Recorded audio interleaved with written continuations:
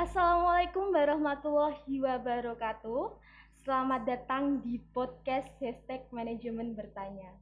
Terima kasih buat kalian semua yang udah nonton video ini. Sebelumnya jangan lupa subscribe channel YouTube ini karena subscribe itu gratis. Dan jangan lupa aktifin tombol notifikasinya agar kalian gak ketinggalan di video-video selanjutnya. Oke, di sini saya Intan Permatasari sebagai podcaster kali ini, dan di episode pertama ini saya akan membawakan tema ngobrol bareng Kaprodi. Wah, kira-kira siapa nih yang bakal aku ajak ngobrol nih di sini nih? Oke, langsung aja kita panggil. Ini dia tamu spesial kita, yaitu Ibu Dina. Halo Ibu Dina. Selamat pagi Mbak Intan. Gimana nih kabarnya Ibu Dina nih? Alhamdulillah sehat. Bagaimana Mbak Intan? Alhamdulillah juga sehat Bu. Alhamdulillah. Ibu Dina boleh disapa dulu teman-teman podcast kali ini? Ya. Halo semuanya. Salam sehat untuk kita semua. Sangat spesial nih ya bergabung ke manajemen bertanya podcast. Iya, terima kasih Ibu Dina. Nah, jadi teman-teman udah pada tahu ya siapa ini Ibu Dina ya? Atau mungkin ada yang belum tahu nih, maba-maba ini pasti ada yang belum tahu ya Ibu Dina ya. Jadi, Ibu Dina Lusianti SEMMAAK ini atau sering dipanggil Ibu Dina atau Ibu Lusi ini lahir di Semarang 30 September 1984. Bener ya Bu ya? Betul. Kelihatan tuanya ya. Enggak, masih cantik banget Alhamdulillah, Ibu. jiwanya tetap muda ya. Ya. Seiring dengan Mbak Intan. Iya, alhamdulillah. Ya, oke. Ibu Dina ini pada tahun 2002 teman-teman mulai belajar di Universitas Diponegoro Semarang dan mengambil program studi manajemen. Lalu pada tahun 2006, Ibu Dina ini lulus dengan gelar S1 manajemen. Nah, pada tahun 2011 ini, Ibu Dina itu belajar lagi teman-teman di universitas yang sama, Universitas Diponegoro, dan mengambil program studi manajemen. Lalu pada tahun 2013, Ibu Dina ini lulus dengan gelar Magister Manajemen. Oke, baik Bu. Betul. Nah, selain itu, Ibu Dina ini adalah salah satu kaprodi di Universitas Manajemen dan merupakan dosen pengampu di Universitas Muria Kudus. Bu Dina ini mengampu beberapa mata kuliah di Universitas Muria Kudus ya Bu ya. Ada banyak sekali yang diampu oleh Ibu Dina. Salah satunya yaitu dasar-dasar pemasaran, ekonomi Islam, manajemen pemasaran, statistik bisnis, metode kuantitatif untuk pengambilan keputusan, bisnis syariah, studi kelayakan bisnis, metodologi penelitian bisnis, dan seminar manajemen pemasaran. Wah, banyak banget ya Bu ya. Oke, gimana nih teman-teman? Udah pada tahu ya siapa ini Bu Dina ya? Maba-maba pasti udah pada tahu ya Bu Dina ya. Oke, lanjut aja ke segmen berikutnya. Segmen yang paling ditunggu-tunggu oleh teman-teman nih. Karena jawabannya langsung dijawab oleh Ibu Dina nih di segmen sesi tanya jawab ini nih. Oke, tapi sebelum ke sesi tanya jawab ini, banyak sekali mahasiswa ini yang bertanya-tanya tentang kampus Merdeka Bu. Sebenarnya apa sih Bu kampus Merdeka itu? Boleh dijelasin sedikit Bu? Oke Mbak Intan, kampus Merdeka, basicnya adalah merdeka ya. Yeah. Merdeka ini kita punya daulat, kita bebas, tapi bukan menjadi liberal. Ada tetap aturan yang dipegang, pedoman yang kita acuannya ya. Jadi mahasiswa itu sekarang tidak lagi hanya memiliki kompetensi, misalnya Mbak Intan manajemen ya manajemen aja. Tetapi sekarang mahasiswa diberikan kebebasan untuk memperkaya diri, meningkatkan kompetensi diri, misalnya dengan mengambil kesempatan di dunia selain pendidikan. Jadi kita betul-betul merasakan pendidikan di luar, misalnya kegiatan magang. Nah, seperti itu ya Bu ya. Jadi Kampus Merdeka itu upaya untuk memberikan kesempatan ya Bu bagi mahasiswa untuk menentukan mata kuliah yang nantinya akan diambil gitu ya. Betul. Bu, ya? Lalu apa sih Bu? Bagaimana sih Bu menurut Bu Dina tentang kebijakan Kampus Merdeka menurut Menteri Pendidikan ya Bu? Oke.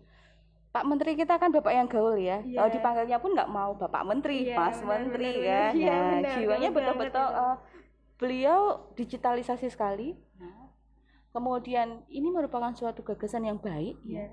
Betul-betul yang memandang bagaimana peluang anak muda sekarang. Ya, kayak Mbak Intan gitu kan nggak mungkin dikekang, sudah punya keinginan yang banyak. Nah, diakomodir di sana.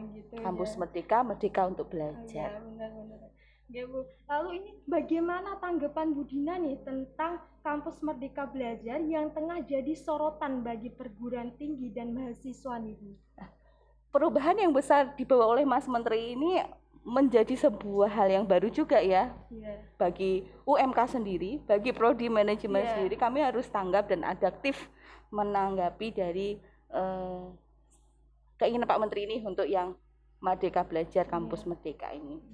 Nah, saya rasa ini jadi PR Mbak, dan universitas sudah menyiapkan payung hukum.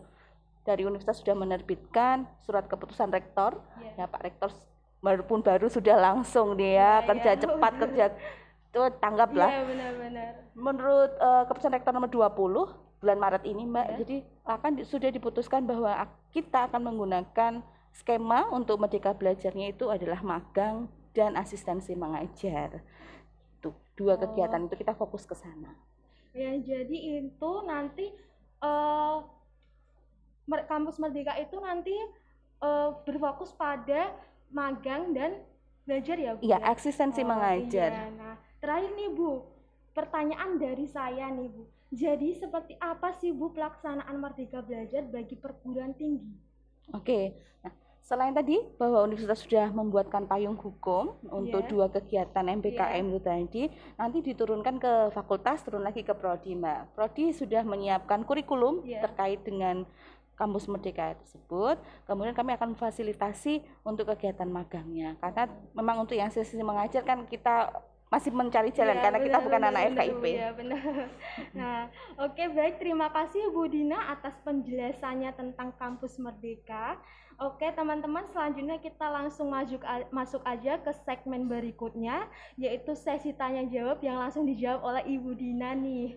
Oke, nah tapi sebelumnya saya sudah membuka question box jauh-jauh hari untuk memberikan kesempatan kepada mahasiswa-mahasiswi ini untuk menyalurkan segala aspirasi atau keluh kesahnya nih. Oke, so aja kita ke pertanyaan pertama. Menurut Ibu Dina, manajemen itu seperti apa sih Bu? Manajemen itu keren. Kayaknya gimana nih Bu? Kerennya, anak-anaknya luar biasa. Ya sih loh, luar Dina, biasa. Ya, kelihatan dari mahasiswanya yang aktif ya. Kemudian selalu mencari informasi-informasi terbaru. Ketinggalan info sedikit aja langsung tanya ke saya ya. Saya anggapnya itu positif ya Mbak Inta, tinggi, tapi kepo yang positif. Dan di UMK mahasiswa yang paling banyak di manajemen. Nah, ini PR besar buat saya khususnya Mbak. Terkait dengan manajemen nih Bu ya, kenapa sih banyak calon mahasiswa atau mahasiswa ini yang minat ke prodi manajemen, terutama di Universitas Muria Kudus ini nih Bu? Ya, pertama jelas karena manajemen itu untuk profil lulusannya luas ya Mbak. Semua bidang pasti membutuhkan manajemen. Nah, kalaupun tidak bekerja dengan orang, anak-anak manajemen bisa loh berdikari sendiri untuk menjadi seorang pengusaha entrepreneur. Nah, kemudian manajemen kenapa disukai gitu ya? Selain karena peminat dari usernya banyak, saya menilai relatif lebih enak.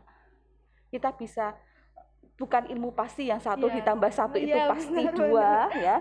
Jawabannya seseorang bisa berbeda asal ada dasarnya. Itu Mbak, mungkin kenapa memilih kuliah di manajemen. Iya, benar Bu. Oke, terima kasih Ibu Dina atas penjelasannya, dan saya juga mau mengucapkan terima kasih kepada sponsorship yang sudah berpartisipasi dalam acara podcast kali ini. Ada dari Kopi Utara, ada dari Pandawa Picture, dan ada dari Q&A. Oke, kita lanjut ke pertanyaan kedua ya Bu ya. Oke. Yang pertanyaannya, bagaimana tanggapan Bu Dina terkait isu nilai yang harus membayar atau dengan kata lain membeli nilai nih Bu? Nah, sedih banget ya, kalau ternyata masih di lapangan ditemukan dosen yang belum memiliki rasa untuk mengabdi. Nah, itu ya. Nah, seandainya masih ditemukan hal yang demikian, monggo lapor ke saya gitu ya. Insya Allah Prodi akan dengan tangan terbuka untuk menindaklanjutinya. Gitu. Karena untuk yang bersangkutan, sebetulnya semua dosen sudah dibekali bahwa kami mewanti-wanti untuk tetap bersifat profesional, anti gratifikasi. Nah itu meskipun jajan sedikit gitu ya, sebaiknya kami kadang jangan gitu ya. Takutnya itu gratifikasi. Nggak boleh juga ya teman-teman ya, jangan gitu ya. Kalau ada dosen yang kayak gitu, bilang aja sama Bu Dina mau nih ya. Oke. Dan jangan mau kalau misal memang diminta jangan diberikan. Iya, jangan ya teman-teman, itu tuh nggak boleh ya, jangan ya. Oke, langsung mengapa jika ingin mengambil KRS harus dilakukan secara manual atau satu persatu? Kenapa tidak dipaketkan saja sih Bu? Oke. Nah, untuk semester 1 dan 2 memang paket ya, karena ambilnya mungkin sama, tetapi memang mahasiswa manajemen kan kemampuannya basicnya berbeda. Begitu semester 3, tidak semuanya bisa mengambil paket 21. Mungkin karena IPK-nya di bawah 2, maka tidak bisa ngambil 18. Sebetulnya untuk paket kami sudah mengelompok-kelompokkan di pilihan di KRS itu ada. Cuman ya tidak bisa langsung serta-merta ambil paket semua 21 gitu, karena khawatirnya ada IPK yang di bawah 2. Benar. Soalnya kan ini kan pada itu ada yang kenapa sih KRS tuh nggak dipaketin aja? Kayak ini kan jadinya yang nggak punya kuota atau gimana ini nanti tertinggal gitu loh Bu. Soalnya aku tuh ngerasain juga Bu. Oke. Dan kalau misalnya paket otomatis kalau dia kelas A pasti akan ke kelas A. Kalian nggak punya kebebasan untuk memilih. Makanya kenapa tidak secara umum untuk dipaketkan, hanya semester 1 dan 2 yang paket Mbak Intan, semester 3 dan seterusnya tidak, karena kami memberikan kebebasan kepada mahasiswa biar kenal temannya yang lain, tidak itu aja. Ya jadi itu teman-teman, itu tuh buat kebebasan kalian ya yang IPK-nya belum sampai situ ya Bu ya. Jadi jangan berpikir yang enggak nih ya. Oke. Terima kasih buat Ibu Dina atas penjelasannya, dan saya juga mau mengucapkan terima kasih kepada seluruh sponsorship yang sudah berpartisipasi dalam acara podcast kali ini. Ada dari Kopi Utara, ada dari Pandawa Picture, ada dari Q&A. Oke, lanjut aja kita ke pertanyaan ketiga ya Bu ya. Oke. Kapan perkuliahan diadakan secara offline nih Bu? Banyak sekali mahasiswa yang mengeluh belum pernah merasakan bangku perkuliahan secara langsung nih Bu. Ya tuh, saya juga kangen loh Mbak Intan, sudah 1 tahun nggak kerasa. Saya Bu. Belum pernah ya? Belum pernah. Keadaan ini tidak ada seorang pun yang pengen ya Mbak, pandemi seperti ini. Jadi khususnya Fakultas Ekonomi dan Bisnis yang punya mahasiswa banyak, kami sangat berhati-hati ketika mau mengadakan tatap langsung perkuliahan secara langsung. Ini resikonya sangat tinggi. Jadi kami diputuskan, kami juga mengikuti aturan dari rektor dari universitas, bahwa untuk tatap muka menggunakan sinkronus dan asinkronus. Jadi untuk saat ini mohon maaf belum mungkin Mbak. Nanti menunggu mungkin sudah vaksinasi semua. Kemudian ada aturan dari universitas, insya Allah kami akan. Jadi ini ada beberapa mahasiswa itu yang bertanya, kenapa hanya Fakultas Manajemen aja yang nggak boleh? Prodi Manajemen, Fakultas Ekonomi dan Bisnis ya. Itu nggak boleh itu masuk secara offline. Tapi prodi lain ini ada yang udah masuk Bu. Gimana sih Bu? Jadi pertama karena alasan bahwa tidak hanya manajemen ya, tetapi Fakultas Ekonomi dan Bisnis ada akuntansi. Jadi dari pimpinan menyepakati bahwa karena risiko yang dinilai terlalu tinggi, Mbak. Jadi kami tidak berani. Kejadian kemarin, belajar dari kemarin saja bahwa ujian itu dilakukan secara langsung karena ujian ujian skripsi. Dampaknya ada satu dosen yang akhirnya positif.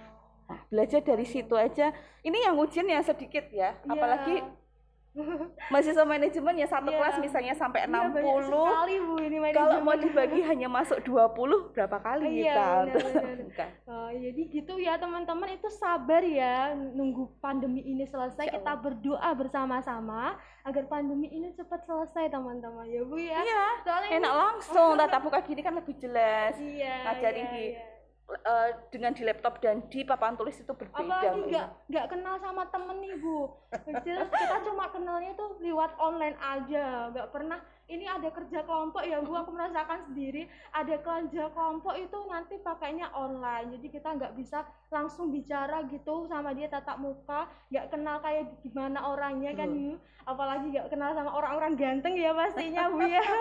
Yang bikin semangat kuliah ya. Iya benar, ya benar. Ya bersabar, insya Allah lah sebentar lagi ketika semua dosen juga sudah vaksin, jadi kami insya Allah siap. Iya, amin. Oke, lanjut ya Bu ya. Oke. Bagaimana tanggapan Bu Dina terkait mahasiswa Sempro atau sidang yang mengundang kerumunan nih Bu ya? Aduh. Terkait dengan COVID-19 ini lagi Bu. Itu dia, sedih saya.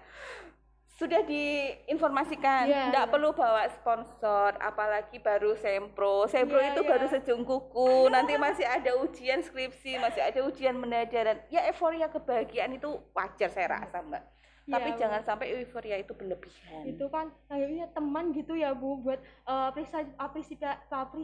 apresiasi teman gitu, biar kelihatan sayangnya sama teman ya Bu ya, pastinya gitu. Tapi jangan sampai sayangnya yang menyebabkan temannya bisa terkena COVID, terinfeksi itu ya. Benar. Sayang sekali ini Pak, ada pandemi ya Bu. Jadi ini apa-apa harus dibatasin semuanya.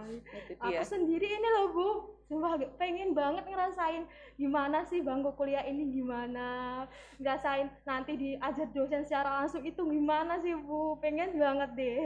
Sabar ya. Iya sabar. Oke. Bu Dina, ada yang mau ditanyain nih tentang aku atau tentang gimana ini? Kepo nggak sih tentang aku Bu? Oh iya lah, aku belum pernah ketemu secara langsung ya. Gimana Mbak?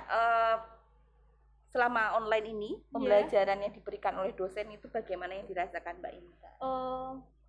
Menurut aku ini kurang efektif ya Bu ya. Kurang efektifnya di mana coba cerita? Soalnya itu ada dosen yang hanya mengasih kayak absen aja terus hanya materinya itu nggak diterangin. Biasanya ada dosen yang diteranginnya itu pakai video gitu ya Bu ya. Tapi ini enggak, cuma kita itu ya disuruh belajar sendiri ya Bu, tapi kalau ditanyain itu kadang ada dosen yang nggak menjawab gitu Bu, nggak menjawab gitu ya, tapi ya ada juga yang baik gitu, menurut aku kurang efektif, terus kurang ya gitu lagi Bu, nggak bertemu teman-teman lagi, jadi kita itu rasanya gimana ya Bu, sedih banget gitu. Ya mohon maaf apabila di lapangan masih terjadi hal demikian Mbak. Sebetulnya Mbak Intan ketika nanti mau ngajar itu sebetulnya sudah ada briefing, ada rapat koordinasi dari prodi kepada semua dosen bahwa nanti sinkronus 30%, asinkronusnya 70%, kemudian juga diwajibkan membuat materi bersama video ya. Kalaupun tidak ada videonya, nanti suatu saat disinkronus dijelaskan secara langsung menggunakan Zoom atau Google Meet. Itu sih sebenarnya harusnya. Tapi kalau misalnya di lapangan masih terjadi demikian, ya boleh matur ke dosennya dulu, misalnya ada yang belum paham di sebelah mana, matur dengan yang baik. Insya Allah dosen juga akan terbuka kok. Kadang-kadang kita itu bingung Bu, ini yang harus itu gimana gitu. Ada ya dosen ada ya gitu ya Bu ya. Tapi nggak semuanya ya Bu ya. Mungkin 1:10 gitu ya. Nggak semuanya ini Bu. Tapi ya gimana lagi ya Bu, ini kan COVID-19 ya, jadi kita harus terima aja. Apalagi ya kita ya enak aja di Bu gitu, dienakin aja gitu. Ada lagi nggak Bu yang mau ditanyain nih Bu tentang aku atau tentang apa nih? Terkait dengan Himapro ya, saya sudah sangat berterima kasih Mbak Prodi, berterima kasih dengan keberadaan Himapro, kita bisa bersinergi kita bisa saling mengisi. Himapro pengen sesuatu nggak yang pengen disampaikan ke Bu Dina terkait dengan perkembangan Himapro, demi kemajuan Himapro? Mungkin ada hal yang mau disampaikan ke Prodi? Kalau aku sendiri belum tahu ya Bu, soalnya aku kan baru masuk ya Bu, jadi aku belum. Justru yang baru itu, melihat yang baru kan, wah. Kalau yang sudah lama Mas Hendra dan yang lain-lain sudah melihat itu akhirnya biasa. Tetapi kalau kita baru masuk ke situ, ini kudune rak pas gitu, gimana? Apa kita perlu koordinasi lebih dalam? Kok ini jadi saya yang jadi podcasternya ya Mbak Intan? Gak apa-apa ya, kan ini namanya manajemen bertanya ya, Bu Dina juga boleh bertanya. Kalau aku sendiri sih belum ada ya Bu ya, belum ada. Nyaman di Himapro? Mbak Intan nyaman sebagai banget, orangnya baik banget Bu. Alhamdulillah, kenal nih. Jangan karena takut sama Indra dipukulin sama Indra. Enggak kan ya, enggak ya. Oke, sekarang aku mau bertanya nih ya Bu, boleh lagi nih terkait akreditasi manajemen nih Bu. Ya, gimana sih Bu? Oke, jadi kemarin tahun 2018-an ya, itu kami sudah mulai menyusun untuk mengejar yang pakai kriteria 7 Mbak. Jadi itu kalau sekarang kan pakai 9 elemen ya. Nah itu memang kalau yang 9 elemen kami mengakui ada beberapa hal yang belum bisa diraih sekarang. Salah satunya adalah proporsi dosen yang S3 itu harus lebih dari 50%. Nah, sementara saat ini dosennya belum sampai. Tapi kami melakukan upaya-upaya, sudah mengirim dosen belajar setiap tahunnya. Tahun ini yang berangkat ada Pak Hutomo, ada Bu Gilang dan Pak Aziz. Insya Allah tahun depan saya berangkat. Doain ya. Amin. Kita doain bareng-bareng ya teman-teman. Agar Bu Dina ini besok tahun depan berangkat. Amin. Berangkat kemana? Berangkat ke pasar? Berangkat ke sekolah? Ya Bu Dina, ada isu nih ya Bu ya tentang katanya Universitas Muria Kudus ini mau dijadiin negeri. Gimana sih, aku pengen tahu isu itu tuh bener apa enggak sih Bu? Ya, jadi secara kemarin waktu itu diawali dari Pak Gubernur waktu ke UMK, jadi dinyatakan kesiapan bagaimana kalau UMK menjadi sekolah yang negeri. Nah, mohon diketahui bahwa Yayasan Pembina UMK ini sendiri pun ini bukan milik perorangan. Jadi memang uniknya Yayasan Pembina UMK ini Mbak Intan, tidak dimiliki perorangan, jadi tidak dimiliki oleh satu orang, tetapi terdiri dari stakeholder yang ada di lingkungan Kudus. Perusahaan besar yang ada di Kudus, Jarum, Narayana, Sukun, kemudian unsur Sekda itu masuk ke Yayasan Pembina UMK. Jadi meskipun kita ini swasta, tapi sebetulnya rasa kita sudah rasa negeri. Iya, benar banget Bu itu. Jadi fokus kita sekarang mungkin bagaimana menyamakan kualitas dengan negeri, itu fokusnya di sana. Oh gitu ya. Jangan sampai juga kalau negeri pun akhirnya BLU kalian bayarnya juga lebih mahal. Kan jadi seperti itu yang terjadi di salah satu universitas yang di luar Semarang ya. Terjadi begitu, dia swasta kemudian dinegrikan. Nah, ada beberapa gejolak yang akhirnya malah merugikan semua. Nah, mungkin hemat dari yayasan karena ini juga sudah rasa negeri ya. Untuk sementara ini kita berjalan seperti biasa. Jadi itu ya teman-teman. Lalu itu ada lagi Bu isu tentang katanya perkuliahan akan dimulai bulan Juni nih Bu. Juli ya? Benar, Juni. Saya belum dapat kabar itu ya, mungkin karena kalau anak SMP SMA kan Juli benar. Setelah vaksin selesai tadi kan gitu. Kami pun juga rindu Mbak, betul-betul sebetulnya sudah pengen berjumpa gitu ya. Rindu banget lah Bu. Jadi itu hoax ya Bu ya? Sementara kami belum mendapatkan surat edaran. Ya, belum ada ya teman-teman. Jadi jangan percaya kalau perkuliahan dimulai pada bulan Juni ya teman-teman. Kalau sudah ada infonya pasti. Pasti itu ada, pasti ada infonya nanti di share nih di IG mungkin ada ya Bu ya. Jangan lupa untuk follow IG-nya di manajemen juga Himapro Manajemen. Jangan lupa follow IG Manajemen ya dan Himapro Manajemen nih. Pasti kita update info di sana. Iya benar. Halo Bu Dina,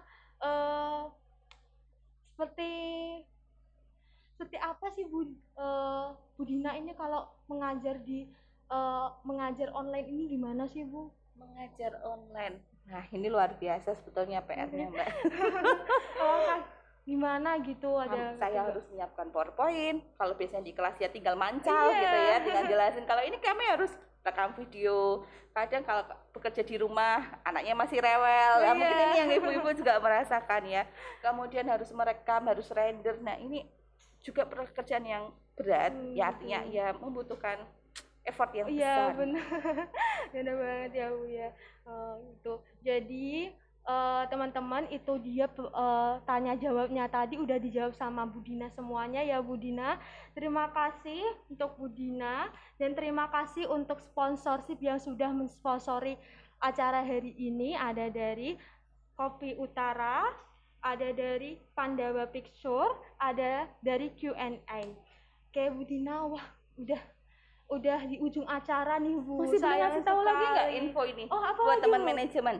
Nah ini ya, mahasiswa manajemen, ayo berlomba-lomba untuk membuat program kreativitas mahasiswa, kemudian kompetisi bisnis mahasiswa Indonesia, itu nanti bisa dikonversi loh, kalau lolos pendanaan bisa dikonversi ke mata kuliah. Oh gitu. Bisa dijelasin lagi nggak Bu? Pasti ada yang belum tahu ya Bu ya. Apa sih, soalnya itu ada yang bilang PKM itu apa sih, PKM itu apa sih gitu. Jelasin lagi Bu. Oke, Himapro kemarin sudah memfasilitasi menjelaskan ya. Nah, jadi program kreativitas mahasiswa, jadi kita nanti ada beberapa skema, kita bisa masuk ke skema yang kewirausahaan, bisa yang gagasan tertulis, artikel ilmiah, itu bisa kita masuk sebagai anak manajemen. Silakan buat proposalnya. Tapi kalau yang ini sudah mau ditutup ya, mungkin yang next atau KBMI ini yang mungkin sedang berjalan, silakan ikuti kegiatan tersebut, ajukan proposal. Nanti kalau kalian lolos pendanaan dari Simbel Mawa, itu selain dapat uang, kan dapat pendanaan untuk melaksanakan lagi wirausahanya tadi. Selain itu di Prodi juga akan mengkonversi. Konversi itu tidak perlu ngambil mata kuliah yang sudah di dalam SK itu Mbak Intan. Jadi nanti semester 7 misalnya ada mata kuliah manajemen strategik, ada penganggaran bisnis, kemudian ada kalau perilaku konsumen atau e-bisnisnya, itu tidak usah diambil. Oh gitu ya Bu, enak banget ya Bu. Itu kalau lolos ya Bu ya. Ya kan upayakan. Insya Allah dosen-dosen pembimbing di manajemen sudah meloloskan banyak sekali Mbak Intan. Jadi ayo monggo manfaatkan kesempatan itu. Konversinya banyak, paling besar itu di manajemen karena cocok banget untuk anak-anak manajemen program itu. Untuk yang ikutan PKM ini harus semester berapa sih Bu? Semester 2 boleh. Semester 2. Boleh. Oh, itu untuk berapa orang biasanya? Kalau PKM itu 3-5 orang Mbak. Gitu. Kalau mau campuran gitu kayak semester 2 sama semester 4, 3 gitu boleh, justru bagusnya begitu, biar yang muda diajari dulu sama kakaknya. Belajar dulu jadi anggota, baru nanti suatu saat jadi ketuanya. Multidisipliner juga baik Mbak Intan. Jadi misalnya Mbak Intan anak manajemen ya, jangan berkutat dengan teman-teman manajemen juga, karena kita sudah kampus Merdeka tadi, ya bergaulnya sama mahasiswa fakultas lain, prodi yang lain, gandenglah SI, gandenglah TI, atau misalnya teman-teman yang di FKIP, boleh, silahkan. Gitu ya Bu. Untuk yang lolos ini ada berapa orang sih Bu? Ada batasan nggak Bu untuk yang lolos ini? Tidak sih, selama pendanaannya masuk, kemudian secara administrasi dan substansi dari Simbel Mawa. Gitu. Kita masuk klaster 2 Mbak, UMK itu. Klasternya ada 5. Kita masuk ke klaster 2 itu sudah bagus sekali, banyak sekali proposal yang lolos. Bagus banget ya Bu ya, alhamdulillah nih. Jadi teman-teman yang pengen ikutan tapi ini udah mau ditutup ya. Jadi ikutan next aja ya kita. Prepare-nya jauh-jauh hari nggak apa-apa. Dari sekarang prepare lagi. Biar kamu bisa lolos nih, di prepare sekarang ya, Ini boleh untuk semester 2, boleh campuran, kamu mau sama kakak tingkat boleh, sama siapa aja boleh. Diusahain biar bisa lolos nanti bebas. Berapa SKS Bu? Maksimal 10 SKS. Iya, bebas 10 SKS. Wah, lumayan banget nih ya. Kuliah kan lumayan kan? Iya, benar nih. Iya, benar. Oke, Bu Dina, ada yang ditanyain lagi? Atau mau ngasih apa buat teman-teman podcast kali ini? Oke. Jadi intinya adalah komunikasi Mbak Intan. Jadi apabila ada sesuatu hal bisa dikomunikasikan dengan baik gitu ya. Dengan senang hati Prodi akan menerima masukan gitu ya. Jadi kami tidak akan tinggal diam. Dan kalau misalnya Bu kok nggak langsung ditanggapi, mohon maaf, tetap ada prosesnya, bersabar, tapi kami tidak akan tinggal diam. Gitu. Kemudian sering-sering update medsos ya, baik di manajemen maupun Himapro. Ya nggak punya kuota beli ya. Biar tahu update-nya ya. Ya, karena untuk menjangkau mahasiswa sekarang, kalau dulu kan ditempelkan di pengumuman. Kalau Iya, sekarang kan nggak bisa karena nggak kuliah offline ya Bu ya. Jadi kalau pengen tahu berita-beritanya, beli kuota ya teman-teman yang nggak punya kuota belajar masih ada kan? Dapat kan bulan ini? Tapi bulan ini aku belum dapat ya Bu. Tunggu nanti dapat 15 GB Bu Dina. Iya. Oke, Ibu Dina ini ada pertanyaan lagi nih dari mahasiswa ya Bu ya. Ada banyak pertanyaan nih lagi. Gimana tanggapannya Bu Dina perihal dosen yang tidak memanfaatkan e-learning Sunan dengan maksimal, sedangkan kebijakan dari kampus menyarankan untuk menggunakan Sunan ya Bu? Oke, betul Mbak. Sebuah kewajiban ya, dosen wajib menggunakan Sunan, wajibnya Sunan. Ditambah dengan LMS lain boleh atau WA atau boleh, tapi wajibnya adalah memang Sunan. Kami sendiri ada namanya tim penjaminan mutu TPM, itu ketuanya Bu Dian, kemudian sekretarisnya Bu Indah dan anggotanya Bu Etni. Kami melakukan monitoring ya dari pertama untuk RPS-nya, kemudian nanti tengah semester dan akhir semester. Tengah semester itu kami melihat dosen masing-masing per dosen itu diminta untuk menampilkan sunannya. Oh gitu Bu, berarti itu ada buktinya gitu. Betul. Ya Bu? Kalau memang belum memenuhi kriteria yang diwajibkan, ya pastinya akan diberikan konsekuensi. Tapi pastinya dengan yang baik ya. Pertama disampaikan dulu kenapa, apakah mungkin ada kendala atau yang lainnya. Kalau ada kendala ya pastinya kami akan bantu. Tapi kalau memang bapaknya atau ibunya yang tidak berkenan, nggak ada waktu istilahnya, nah itu yang harus, ayo bapak ibu monggo untuk tetap dimaksimalkan, wajib untuk menggunakan kesadaran ya Bu ya, biar kewajiban dosen itu kayak apa gitu ya Bu. Terus ada lagi Bu, tentang dosen yang memberi nilai itu nggak adil Bu, padahal dia udah ngerjain tugas, udah absensi, tapi kok masih dikasih jelek, itu gimana sih Bu? Ya ini masalah dari saya kuliah dulu mungkin ya. Nah, bicara tentang keadilan, begini Mbak, sebetulnya ketika masuk kuliah pertama kali, itu dosen membuat kontrak kuliah dengan mahasiswanya, dipaparkan berapa sih nilai untuk kehadiran, misalnya 10%, keaktifan misalnya 20%, ya. Kemudian tugas kelompok 10% misalnya, kemudian UTS UAS 25, totalnya 100%. Selama ini, ada mahasiswa yang mungkin merasa, saya ini hadir terus Bu, absen hadir, kemudian tugas mengerjakan, saya selalu yang gitu komplain kayak gitu ya Bu. Nah, kemudian kok nilai saya misalnya tidak sesuai dengan yang diharapkan. Oke, cek dulu. Bagi saya pribadi, hadir itu tidak sekedar ngeklik absen, tetapi adalah bagaimana Mbak dan Mas mahasiswa ini paham dengan yang saya ajarkan. Tentang materinya ya Bu ya. Tugas juga tidak anggap dikumpulkan, pokoknya ada nama dosen pasti ngecek.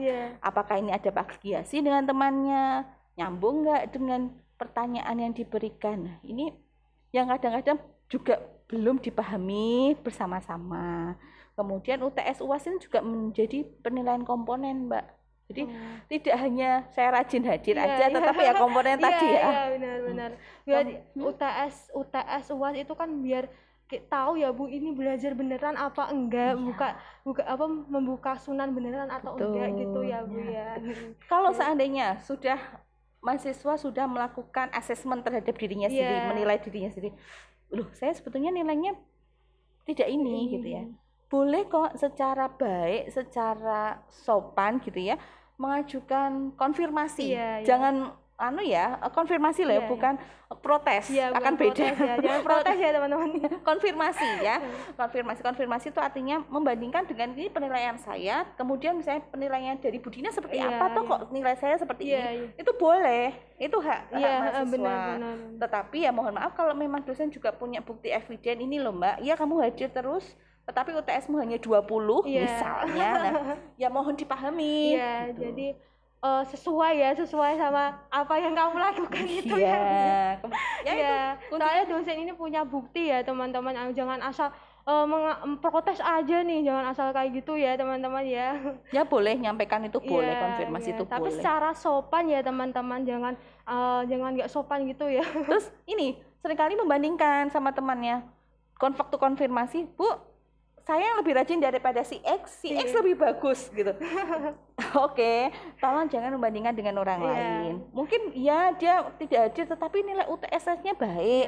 Kamu nggak tahu gitu misalnya. Kemampuan seseorang beda-beda ya Bu ya. Terus dia itu saya contohnya Bu gitu. Loh, dia mau contoh itu kemudian dia mengembangkan lebih dalam ya dia yang lebih baik nilainya barangkali seperti itu. Iya.